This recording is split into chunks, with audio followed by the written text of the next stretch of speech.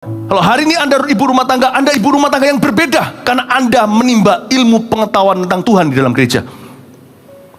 Kalau hari ini Anda seorang pengusaha, Anda tidak menjadi pengusaha yang sama dengan pengusaha dunia. But you are different.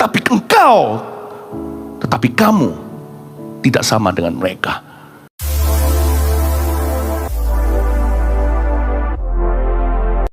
Saya beri judul, apa yang saya mau sharingkan kepada Anda, apa yang tak bisa diajarkan.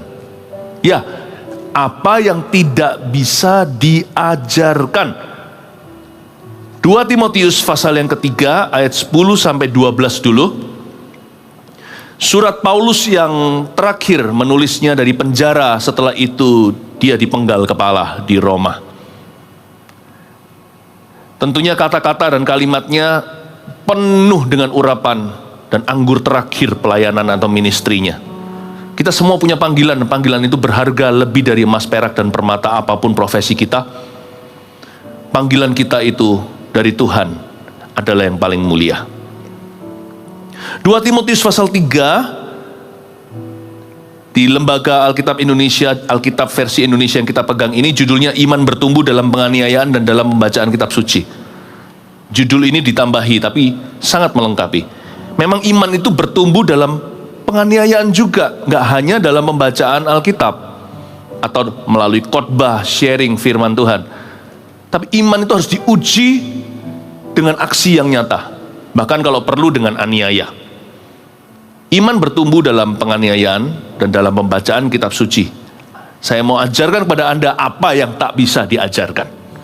Ayat 10, tetapi engkau telah mengikuti ajaranku, kata Paulus pada Timotius, cara hidupku, pendirianku, imanku, kesabaranku, kasihku, dan ketekunanku. Engkau telah ikut menderita penganiayaan dan sengsara seperti yang telah kuderita di Antiokhia dan di Ikonium dan di Listra. Semua penganiayaan itu kuderita dan Tuhan telah melepaskan aku daripadanya. Memang setiap orang yang mau hidup beribadah di dalam Kristus Yesus akan menderita aniaya. Kita lanjutkan saja sampai akhir pasal itu. Sedangkan orang jahat dan penipu akan bertambah jahat. Mereka menyesatkan dan disesatkan.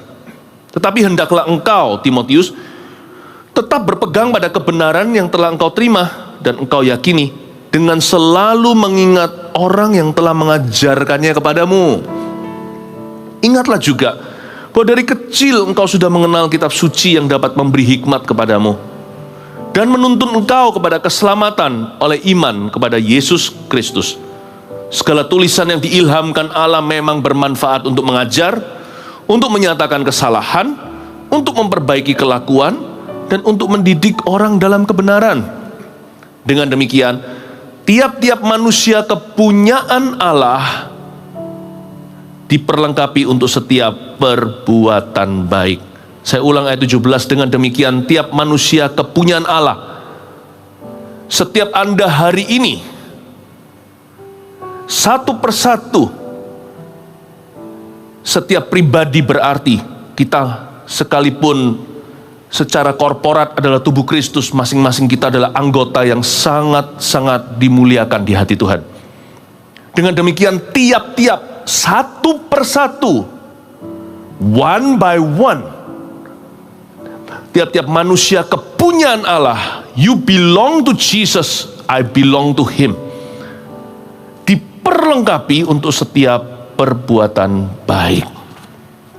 Kita lihat lagi, ulang lagi di ayat 10. Paulus berkata begini sama Timotius, tetapi engkau, dalam bahasa Inggrisnya but you, dua kata saja. Tetapi engkau, but you, Timothy. Kalau kita lihat perikop sebelumnya, judulnya di Alkitab Indonesia, keadaan manusia pada akhir zaman, orang kehilangan kasih mula-mula, orang jadi pecinta uang, jadi hamba nafsu, jadi budak dosa, dan sebagainya. Lalu tiba-tiba tonasi daripada Paulus berubah di ayat 10. But you, tapi engkau, seperti Paulus sedang charge Timothy. Seperti Paulus sedang menudingnya, bukan untuk menuduh atau menghakimi, tetapi memberinya amanah atau amanat yang agung. Dia berkata, young man, you are different. You should be different. You must be different. Anak muda, kamu beda. Kamu gak sama. Kamu harus berbeda. Jangan menjadi serupa dengan dunia yang disebut oleh Paulus di ayat-ayat sebelumnya di surat terbuka. Dia berkata orang dunia akan begini, orang dunia akan begitu. Bahkan orang-orang di gereja pun banyak yang suam-suam kuku dan pura-pura imannya. Mereka melaksanakan kegiatan ibadahnya, namun memungkiri kekuatannya, yaitu kehidupan yang nyata, perubahan hidup itu.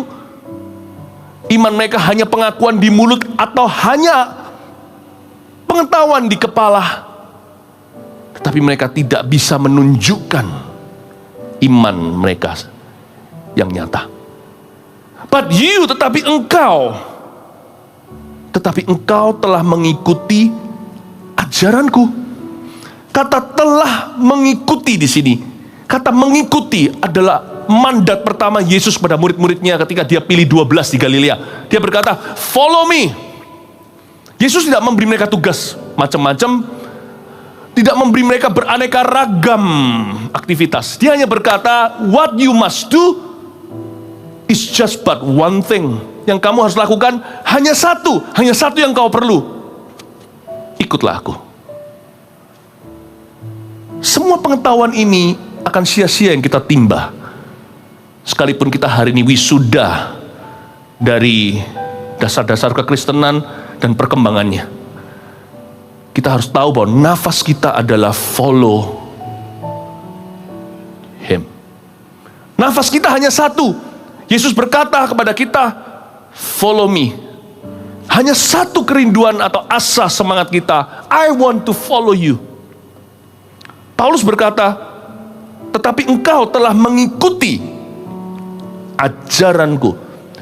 Kata mengikuti di sini dalam hubungan Paulus dengan Timotius adalah carefully follow. Bukan hanya follow, mengikut saja. Orang Indonesia memang gak suka basa-basi. Jadi langsung dalam bahasa Indonesia translation atau terjemahan kita hanya ditulis engkau, tapi engkau telah mengikuti ajaranku. Tidak ditulis mengikuti dengan hati-hati. Karena orang Indonesia itu loyal semuanya. Ya kalau kita ikut sesuatu atau ikut seseorang, biasanya kita setia. Ya. Karena itu tidak ditulis embel-embelnya. Padahal sebenarnya dalam bahasa aslinya mengikuti itu artinya carefully. You must carefully follow my teaching, kata Paulus pada Timotius yang dia muridkan dalam Tuhan.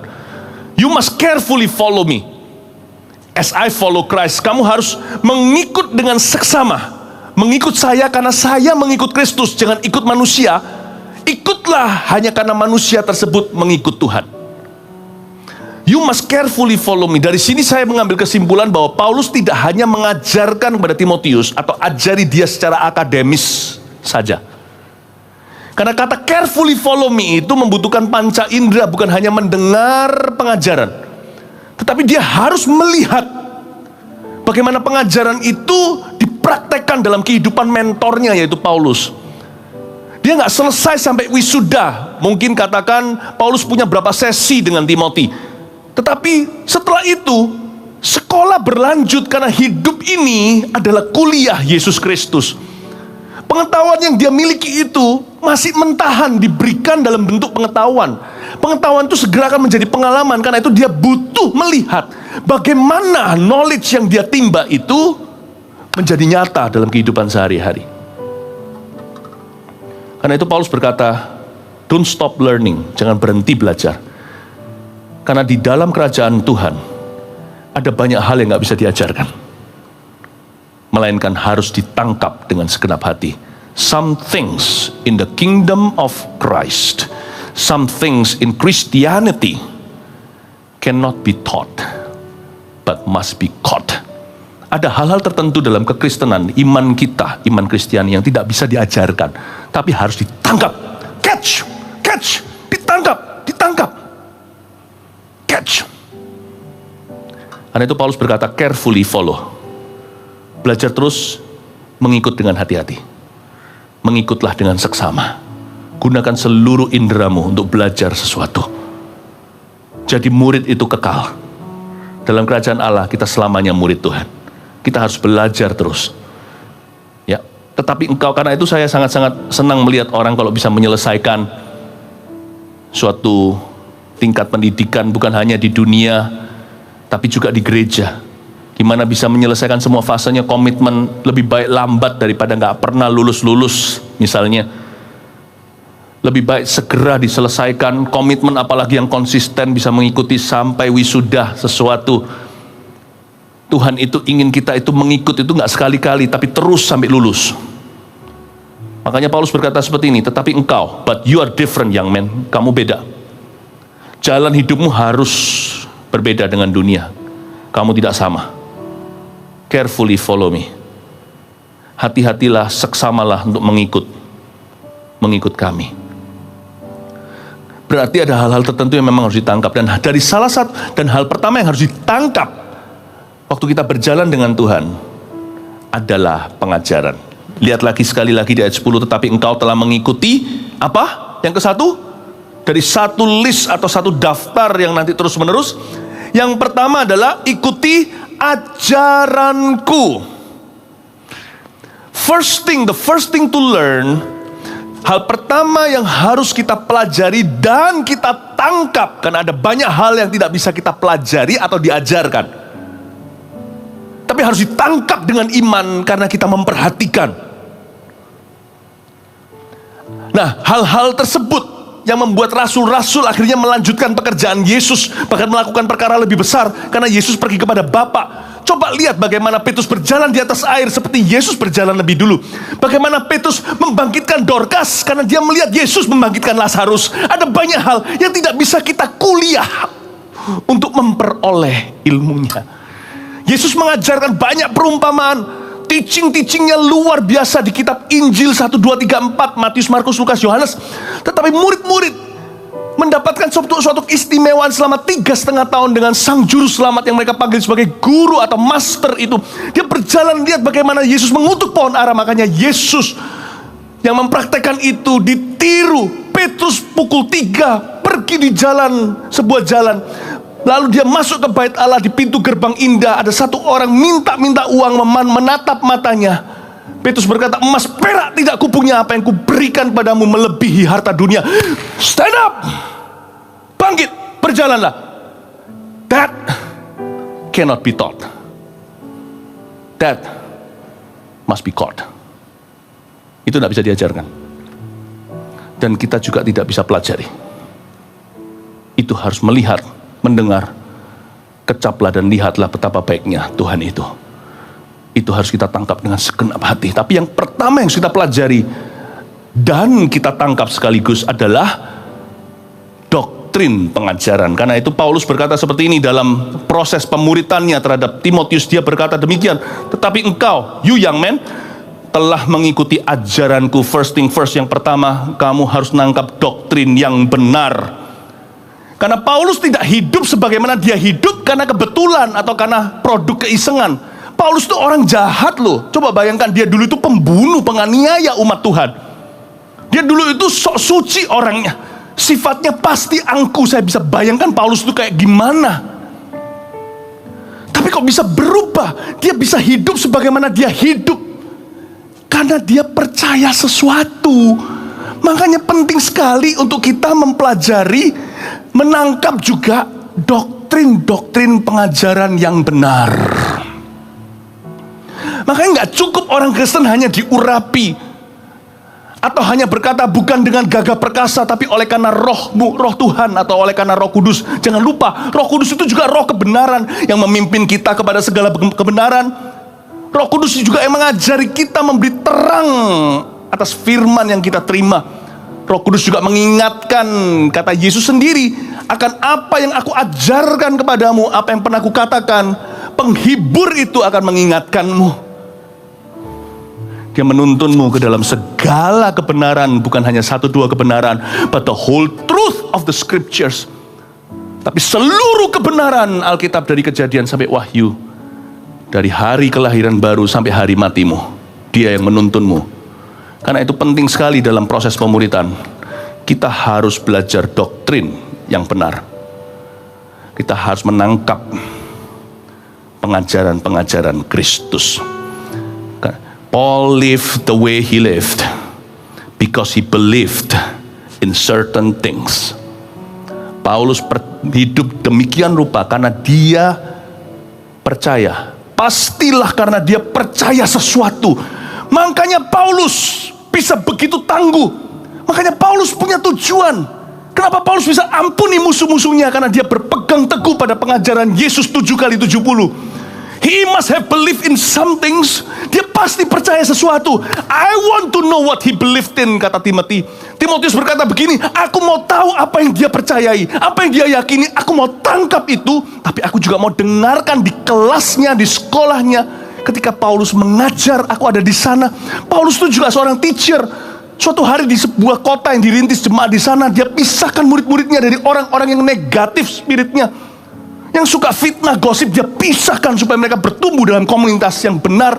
Jangan sampai mereka itu ditanam di soil atau tanah yang salah. Dia bawa mereka ke tanah yang gembur, bukan di aspal jalanan. Nanti benihnya dimakan burung-burung iblis segala. Paulus pindahkan. Tahu nggak? Paulus adalah seorang hamba Tuhan pertama di Perjanjian Baru yang membawa gereja ke university. A university hall maksudnya, masuk ke kampus, memenangkan jiwa, memuridkan di sana. Semua ditulis di Kisah Para Rasul. Paulus bukan hanya rasul, he's a great Bible teacher. Tapi pertama-tama karena he's a great Bible student. Dia seorang pengajar Alkitab yang luar biasa, karena terlebih dahulu dia adalah seorang murid Alkitab yang luar biasa. Saya bersyukur hari ini Anda belajar doktrin di gereja. Belajar level 1, dasar-dasar, orientasi ya kan, lalu kelanjutannya. Apa itu pelayanan kelepasan? Apa itu keselamatan? Apa itu keyakinan akan keselamatan? Apa itu karunia-karunia Roh Kudus? Siapa itu Roh Kudus? Keabsahan Alkitab. Alkitab ini buku apa? Dari Tuhan atau dari manusia? Apa hanya karena manusia diilhami saja menuliskannya, tapi tetap ini adalah buku orang? Sama hari ini buku Kristen kan banyak yang diinspirasi. No. Buku lain orang bisa terinspire untuk menulisnya.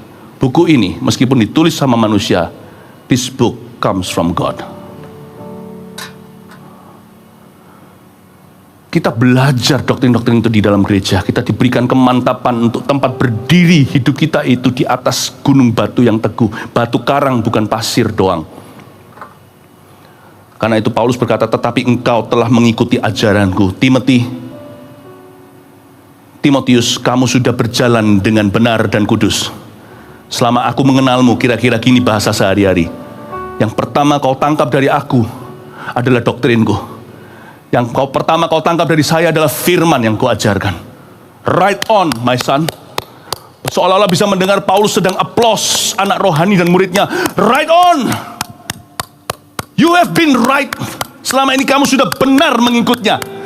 Makanya aku bisa percayakan gereja Efesus kepada Timotius. Timotius menjadi seorang hamba Tuhan. Sejarah gereja tidak tertulis di Alkitab. Efesus menjadi 60.000 strong jemaat. Tidak ada gedung waktu itu, semua di rumah-rumah terpencah di mana-mana. Belum zaman gedung gereja. Tapi sejarah mencatat demikian. Powerful man. Even though he was unsure of himself, meskipun kadang-kadang dia sendiri masih minder segalanya, Tuhan mengubah dia. Karena dia mengikut dengan benar. Tuhan mengubah dia. Tuhan memperlengkapi manusia-manusia kepunyaan Allah ini. Tiap-tiap mereka. Tuhan perlengkapi itu setiap pekerjaan yang baik untuk setiap pelayanan. Karena mereka mengikut dengan benar. Siapa menyusu dengan benar dapat asih sorga. You have done well all along, kata Paulus. Anakku, kamu mengikut dengan baik sejak aku ketemu sama kamu di Listra Derbe itu suatu hari dulu. You have followed well. Saya bisa rasakan suara Paulus yang bergetar karena tidak lama lagi dia harus meninggalkan kemah tubuhnya. Some things cannot be taught. Ada hal-hal tertentu yang tidak bisa diajarkan. You must catch. Tangkap dari gereja. Untuk hidup Anda. Bukan Anda untuk gereja. Gereja itu untuk Anda. Tangkap dari Tuhan. Langsung dari rumahnya. Tetapi engkau telah mengikuti ajaranku. Lalu lanjut berikutnya, apalagi yang kedua dalam daftar berikutnya, cara hidupku. Lihat tuh, bukan akademis doang. Cara hidup itu bicara tentang the manner of life. Timotius itu belajar tentang sikap Paulus menghadapi segala sesuatu. Dia perhatikan sopan santunnya, dia perhatikan keuletannya, dia bisa observasi Paulus dalam situasi begini, dia gimana reaksi. Itulah yang dimaksud cara hidupku. Saya iri sama Timotius karena dia bisa melihat langsung Paulus. Dia bisa melihat dari kehidupan seorang hamba Tuhan yang serahkan seluruhnya untuk Tuhannya. Dia hidup sehari-hari sampai akhirnya mereka berpisah karena Paulus di penjara, Timotius dalam tugas dinas di Efesus, Paulus ada di Roma sebentar lagi penggal kepala. Tapi pernah once upon a time, suatu waktu dia bisa melihat Paulus awal pagi-pagi minum kopi kali, nggak tahu dulu ada kopi enggak. Tapi dia bisa lihat kebiasaan-kebiasaannya, seolah-olah melihat bagaimana hidup Paulus menyanyikan scriptures atau menyanyikan ayat-ayat firman. Dia bisa lihat penggenapan-penggenapan. Tetapi engkau telah mengikuti ajaranku pertama-tama, lalu cara hidupku. Waktu Paulus berkata tentang manner of life, he became very personal. Dia berkata, you know me, kira-kira begini. Timothy, you know me. Pendirianku. Berikutnya, pendirianku. Pendirian di sini artinya purpose. Ada banyak hal yang nggak bisa ditangkap sekarang kalau kita punya pengetahuan, so what? Sebab tujuan daripada kita belajar pengetahuan tentang Tuhan bukan supaya kita menjadi Farisi, tapi supaya kita menjadi wujud kasih. Otak kita diisi dengan teologia, doktrin-doktrin yang benar. Dimulai dengan doktrin sampai kepada perkembangannya, teologi, theological knowledge dan sebagainya. Bukan supaya kita itu dapat pengetahuan belaka, tapi supaya kita memiliki kuasa kehidupan. Bukan haus kuasa, tapi the power, the resurrected power of Jesus. Kuasa kebangkitan itu. Hidupku bukannya aku lagi, tapi Yesus dalamku. Hidup yang kuhidupi sekarang ini kuhidupi dalam iman, di dalam Dia yang memberiku. Dia yang mengasihi aku, anak Allah yang mencintai saya dan mati untukku. Hal kerajaan sorga bukan soal kata-kata, tapi kuasa. The power to show godly results. Kuasa untuk menunjukkan hasil-hasil nyata. Hasil-hasil yang memuliakan Allah. Dan saya tidak berkata selalu bentuknya materi atau mujizat. But you show forth real fruits in your life. Menunjukkan buah sungguhan. Sehingga sang pemilik kebun anggur itu kalau datang melihat pohon ara di kebun anggur yang selama ini makan dari tanah yang gembur, yang dipupuk dengan mahal karena itu vineyard, bukan? Sedangkan pohon ara lain di luar sana itu nggak makan apa-apa. Itu hanyalah dengan tanah tipis di luar sana bertumbuh secara liar. Ketika dia datang dia harus mendapat buah. Kalau nggak akan ditebang. Sehingga ada satu penjaga pohon itu, penjaga kebun berkata, tolong kasih waktu 1 tahun lagi untuk supaya aku usahakan, aku pupuk, aku gali sekelilingnya supaya dia berbuah. Kalau nggak berbuah, tebanglah. Hidup kita ini makan dari gereja dengan mudah, langsung makan dari Alkitab. Mau versi apa? Semua ada. Mau bahasa apa? Ada semua. Sekarang apalagi di handphone kita sudah ada apps-appsnya. Apps Alkitab yang versi ini, versi itu, kadang-kadang sebelahan langsung Chinese-nya, Indonesianya, Indonesia, Inggrisnya, semua ada. Kita itu menyerap yang terbaik, tidak pernah sepanjang zaman dari Adam dan Hawa, sehoki generasi ini. We must show real fruits. Real fruits. Iman kita nggak boleh jatuh bangun. Karena pengetahuan tidak otomatis menjadi sesuatu kalau nggak dicampur dengan iman. Iman kita nggak boleh jatuh bangun on dan off. Pengetahuan itu adalah kepercayaan. Banyak orang merasa pengetahuan adalah kebanggaan. No. Kalau kita diisi pengetahuan, itu adalah kepercayaan kepada mereka yang tahu lebih banyak, dipercaya lebih, dituntut lebih oleh Tuhan. Makanya Paulus berkata, kau ikuti ajaranku, you know me, kau tahu cara hidupku. Lalu dia berkata, jangan lupa pendirianku. Pendirian di sini maksudnya adalah Paul. Hidup Paulus punya purpose, punya tujuan yang jelas. Paulus tidak pernah hidup tanpa arah tujuan. Paulus adalah seseorang yang bisa saya gambarkan gini dalam satu kalimat. Visi kita mungkin beda dengan visinya Paulus, bahkan visi Timotius. zamannya pun tidak sama. Terpaut ribuan tahun, sudah gak relevan. Tapi satu hal yang saya bisa pelajari dari hamba-hamba Tuhan yang ada di Alkitab ini, yang menyerupai Yesus Kristus yang kucinta dan kuagungkan. Mereka adalah orang-orang yang going somewhere in their life. Paul was going somewhere. Dia berkata, kamu tahu pendirianku, dalam bahasa Inggrisnya juga, you know my purpose. Engkau telah mengikuti ajaranku, ikuti purposeku, ikuti tujuanku. Dan Timotius tidak pernah melihat Paulus itu nganggur, tidak pernah melihat dia itu idle atau malas-malasan atau procrastinate atau putar-putar aja di padang gurun, nggak tahu mau ngapa hari ini, ya wait and see, nggak pernah gitu. Paulus itu sibuk nggak sibuk, pikirannya maju. He was going somewhere. He was a man on the way. He was a man on a mission. Dialah seseorang yang punya misi, sedang bepergian meskipun tak mungkin badannya ada di sini, tetapi hatinya sudah ada di sana. Paulus adalah seorang yang selalu OTW, on the way, selalu dalam perjalanan menuju sesuatu.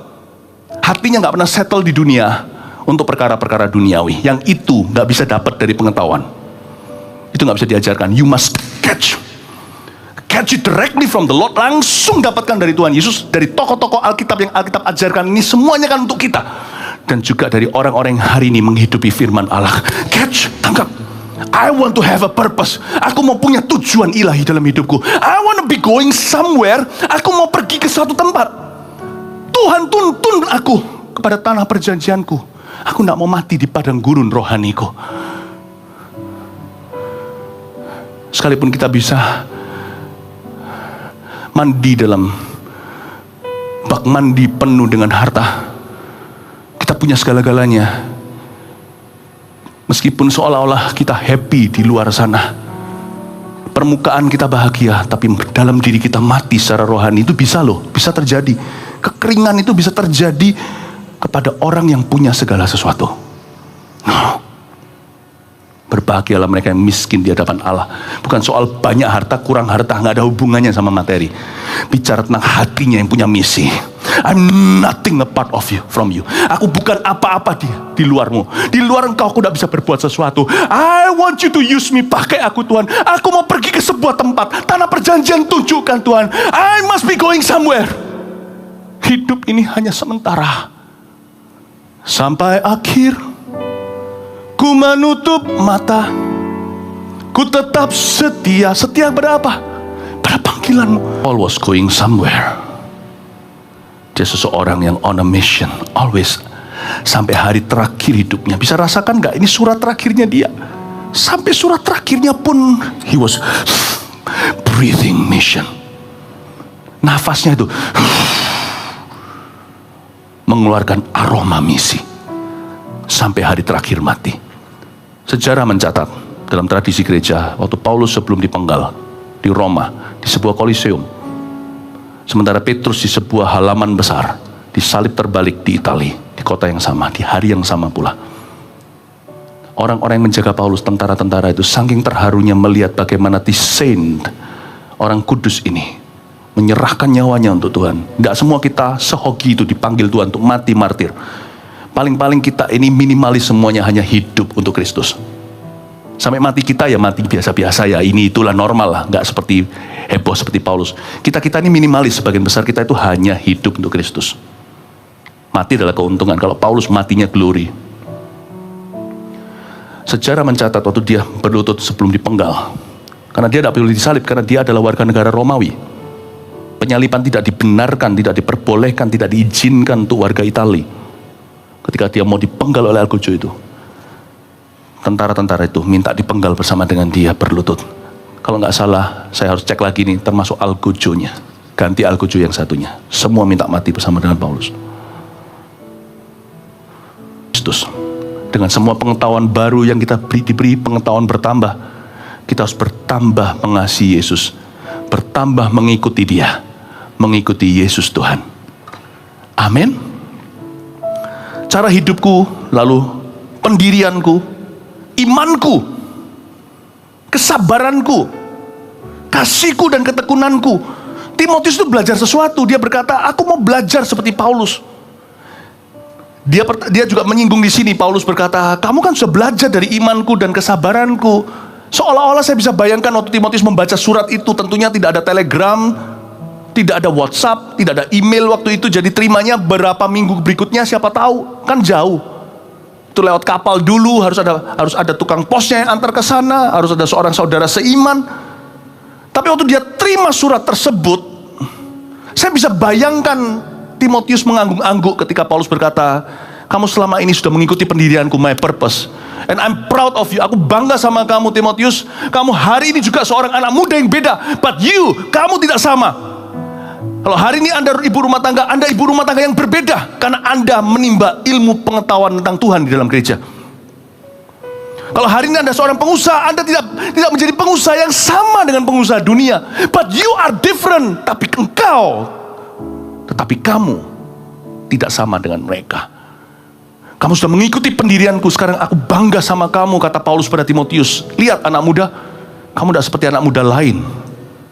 You are different and I'm proud of you. Saya bisa rasakan afirmasi seorang bapak rohani, seorang mentor, seorang discipler, seorang yang memuridkan, seorang guru. Seperti Paulus dia berkata, I'm proud of you. Aku bangga sama kamu, Timotius. Because I see a young man full of God's purpose. Aku melihat seorang anak muda yang penuh dengan tujuan ilahi. Kamu punya tujuan hidup, Paulus. Hari ini juga sama, mahasiswa, pelajar. Oh beda. Anda tidak sama seperti anak-anak muda pada umumnya. You beda. Stay beda, tetaplah berbeda. Paulus berkata sama Timotius, kamu sudah mengikuti ajaranku, bahkan purpose tujuanku. Bahkan tujuanku. Lalu dia berkata, kamu juga mengikuti imanku dan kesabaranku. Saya bisa bayangkan Timotius mengangguk-angguk dia. Betul, tiba-tiba tersirat dalam pikirannya di masa-masa kesulitan, karena Timotius berkali-kali ikut Paulus dalam pelayanan atau bersama dengan dia dalam salah satu missionary journey, salah satu mission trip yang Paulus lakukan waktu itu. Tapi nggak segampang kita terbang langsung pulang. Itu sekali jalan bisa tahun berlalu. Jalan kaki, naik kapal, paling naik keledai atau naik kuda. Sekali putar, tahun berganti. Dan Timothy melihat semua itu. Dan dia berkata, betul sekali. Mentorku ini, Paulus ini, imannya dan kesabarannya tiada duanya. For Paul had extraordinary faith. Karena Paulus punya iman yang extraordinary. Kata luar biasa sering kita pakai dalam khotbah atau kita pakai dalam perbincangan. Sebenarnya kata luar biasa itu terlalu banyak di abuse. Sebenarnya artinya luar biasa itu indah. Dia luar dari biasanya. Kalau orang lain biasa, dia berada di luar golongan itu.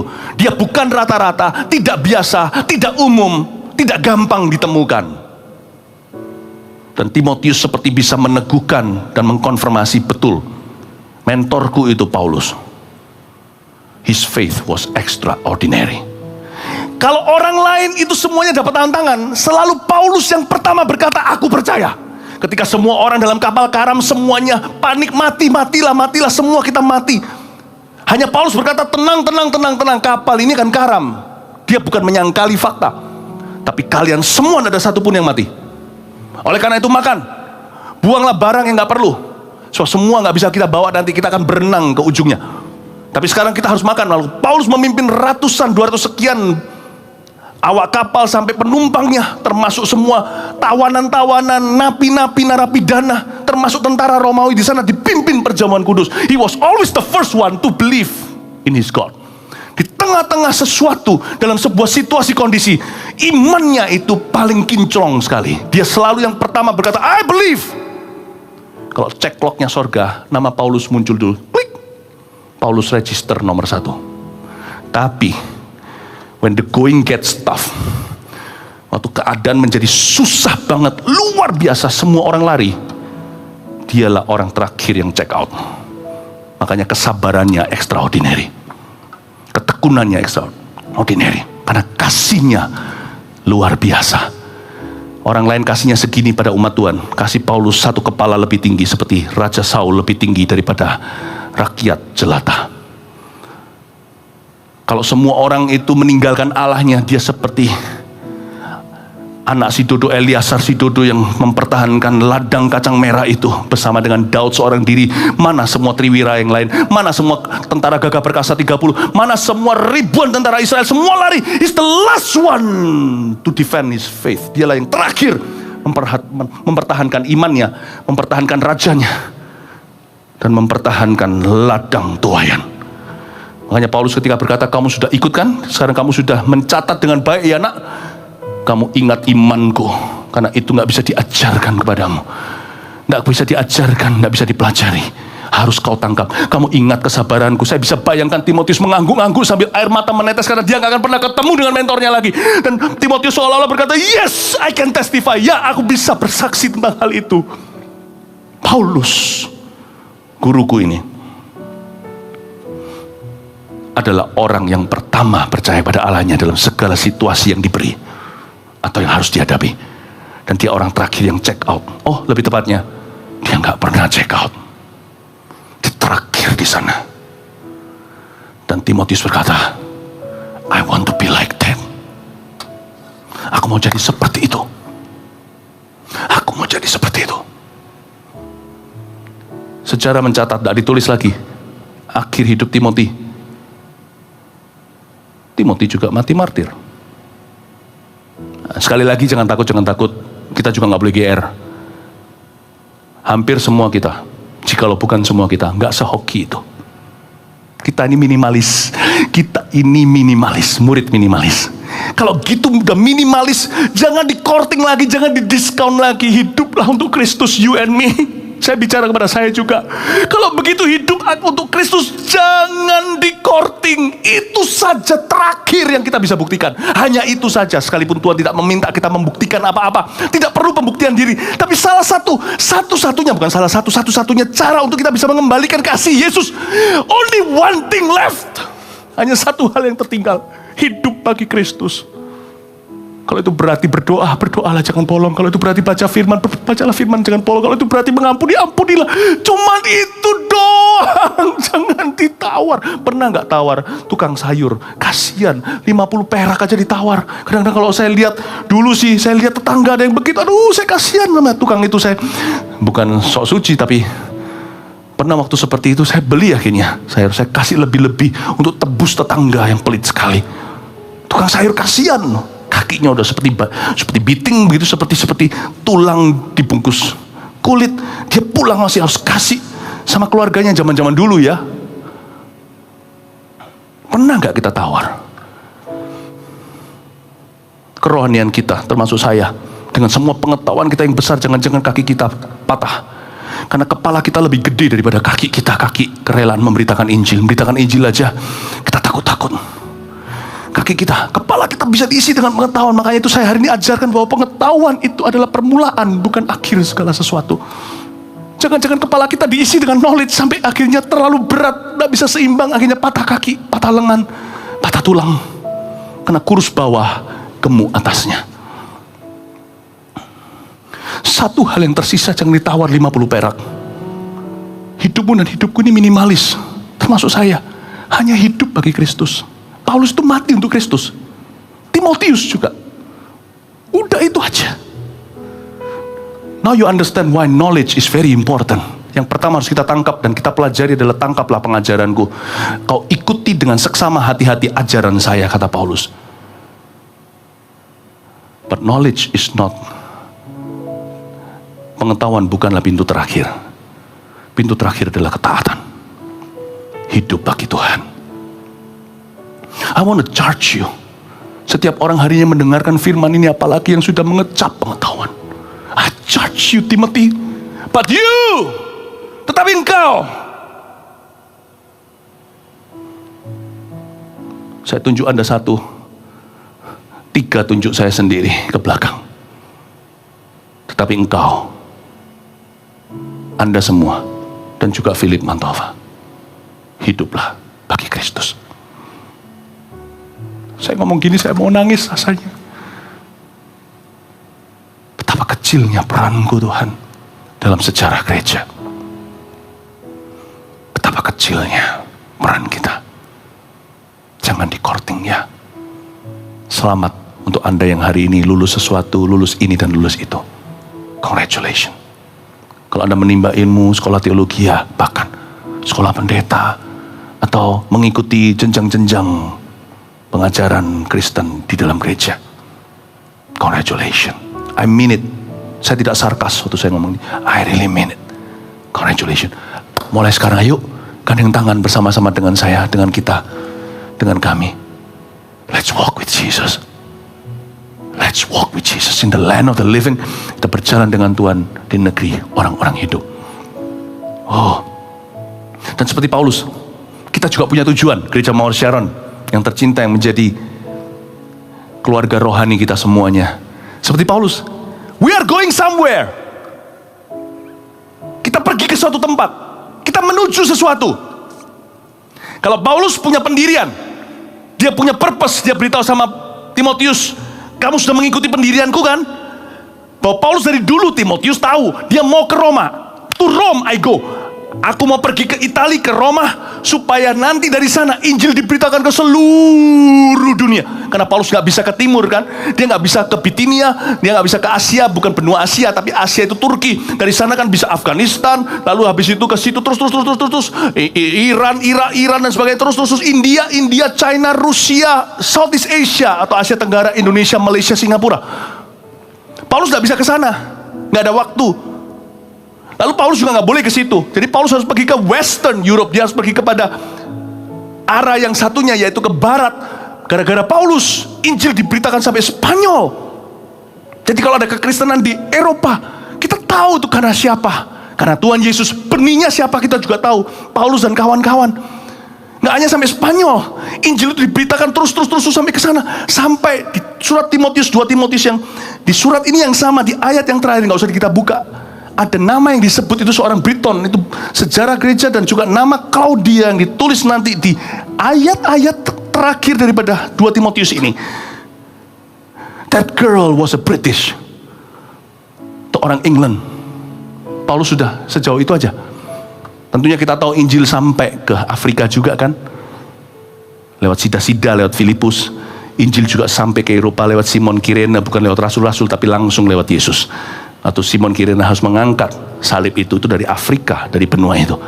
Tapi Injil sampai ke Western Hemisphere because of Paul the Apostle. Timotius tahu dari dulu. Dari dulu Paulus itu kerinduannya adalah pergi ke Roma, karena Roma adalah kota dunia. Dia harus ke situ, pusat dunia di sana. Kalau kita kemana? Gereja Mawar Sharon, where are we going? Where are we going? Kalau Paulus ke Roma, kita ke 2030. We are going somewhere tuh. Kita juga pergi ke sesuatu. Kita ke 2030 sekarang ini 2020 waktu take ini. Kita ke 2030 bukan supaya kita 10 tahun pergi kepada 10 tahun, supaya kita ke 2030 bukan supaya 10 tahun lebih tua, tapi supaya kita menjadi 300 gereja lebih muda. Oh, andai kata ada di sini, saya pasti akan minta Anda tepuk tangan sampai menggelegar di bumi. We're going to 2030. Paling tidak stop pertama di situ. Bukan supaya 10 tahun lebih tua, tapi 300 gereja berdiri dan roh kita semakin muda. Yes. Oh, haleluya. Praise the Lord. Kita lihat sekarang, kita baca ayat 11. Kita baru di ayat 10. Engkau telah ikut menderita penganiayaan dan sengsara seperti yang telah kuderita di Antioquia dan di Iconium dan di Listra. Semua penganiayaan itu kuderita, dan Tuhan telah melepaskan aku daripadanya. Paulus tahu kemanapun dia pergi pasti ada penderitaan. Kadang-kadang selama ini so far so good, dia dilepaskan, tapi dia tahu kali ini dia gak akan lepas dari Roma. Dari belenggu Romawi dia gak akan pernah pergi. Paulus berkata, ingat yang terjadi padaku di Antioquia, di Iconium dan di Listra. Ikutlah, engkau telah ikut menderita penganiayaan dan sengsara seperti yang telah aku derita, sebagaimana yang telah kusebut ini di kota-kota ini, yaitu Antioquia, Ikonium dan Listra. Apa yang terjadi di Antioquia? Di Antioquia, Paulus itu pokoknya dia siap aja. Mau Tuhan lepaskan kek, tidak lepaskan, dia tetap ikut Tuhan. Ini kuncinya. Ayat 11 kan berkata, Paulus ngomong gini sama Timotius, engkau telah ikut menderita penganiayaan dan sengsara seperti yang telah kuderita di kota-kota berikut ini yang kuberitahukan, yang kita baca tadi. Ini intinya.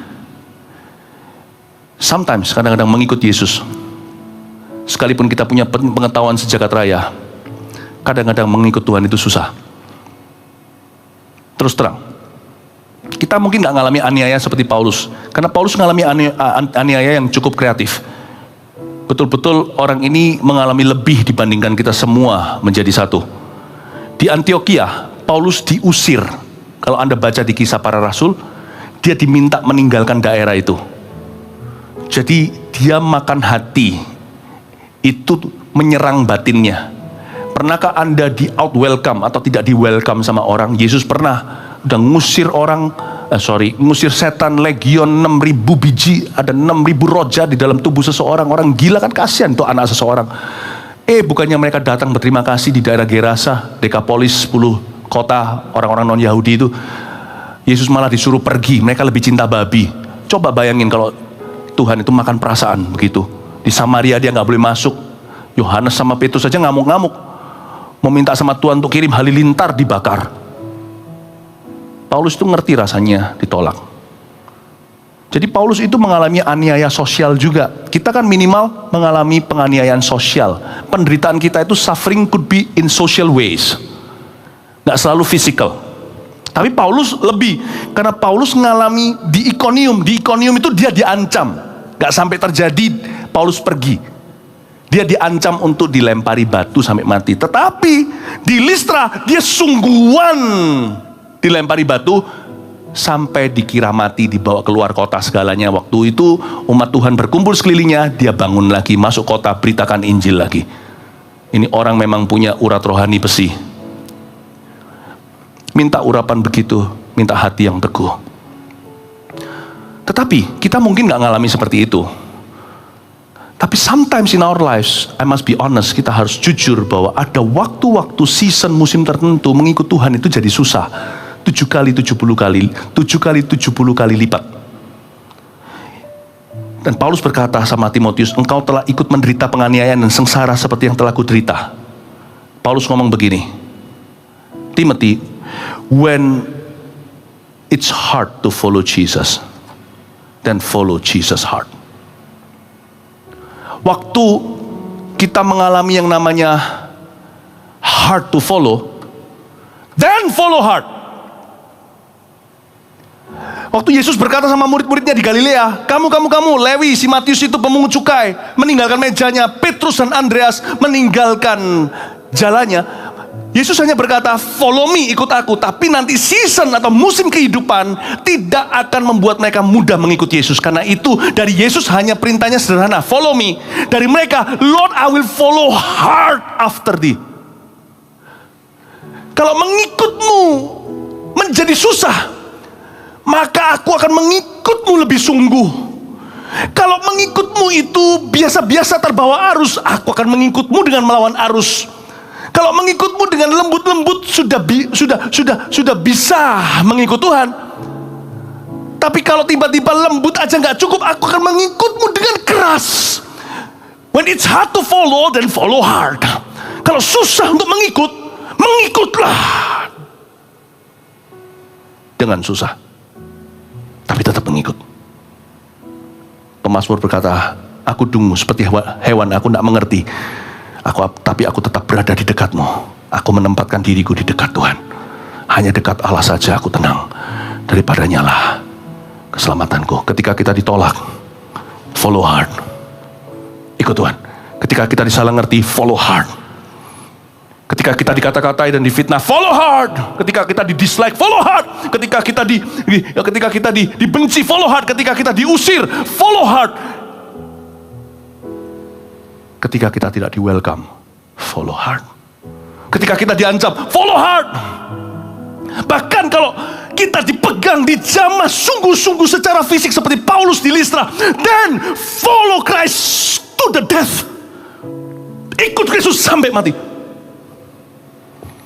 When it's hard to follow, then I follow hard. It's not knowledge anymore.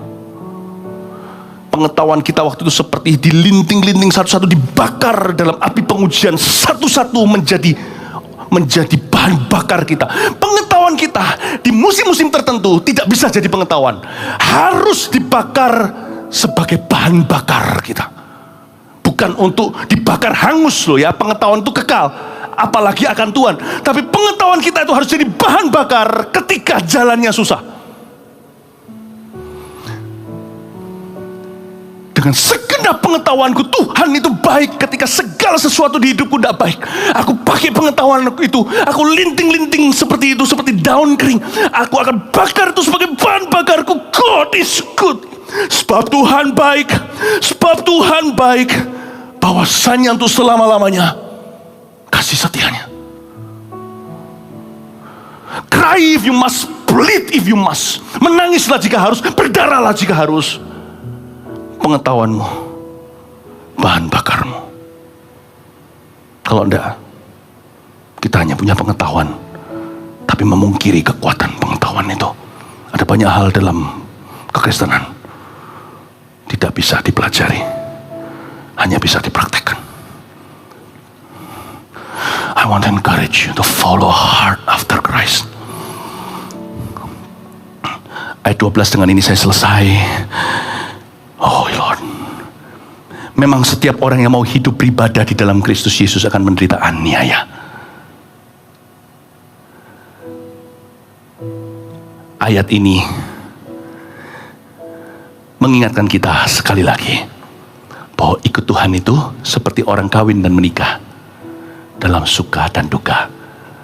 Saya minta semua pengetahuan yang Anda miliki tentang Tuhan, langsung dari Alkitab atau pembelajaran dalam gereja, please, saat ini diterjemahkan menjadi cinta. Semua pengetahuan Anda tentang siapa Tuhan dan segala sesuatu mengenai Tuhan, tentang Alkitab, tubuh Kristus, pelayanan, semuanya saat ini, jadikan itu cinta tak tergoyahkan.